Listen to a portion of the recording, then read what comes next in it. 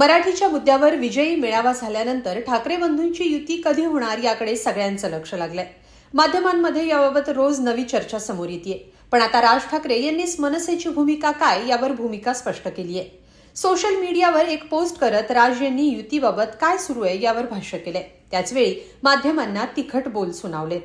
यात राज यांनी म्हटलंय, 14 आणि 15 जुलै 2025ला महाराष्ट्र नवनिर्माण सेनेनं निवडक पदाधिकाऱ्यांसाठी इगतपुरी इथं शिबिर आयोजित करण्यात आलं होतं. त्या शिबिराच्या दरम्यान माझा पत्रकारांशी अनौपचारिक संवाद झाला. त्या दरम्यान मला 5 जुलैच्या विजयी मेळाव्याबद्दल विचारण्यात आलं.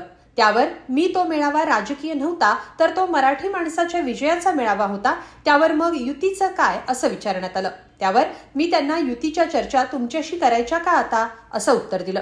निवडक माध्यमांनी मी न बोललेले शब्द माझ्या तोंडात घातले की युतीचा निर्णय महापालिका निवडणुकांच्या आधीची परिस्थिती बघून घेतला जाईल. ही कुठली नवीन पत्रकारिता जन्माला आली आहे?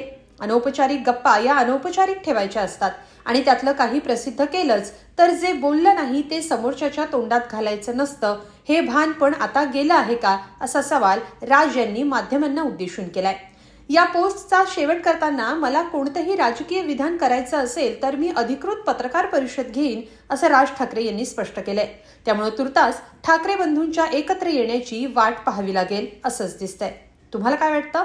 कमेंटमध्ये नक्की लिहा आणि lokmat.com ला सबस्क्राईब करा. धन्यवाद.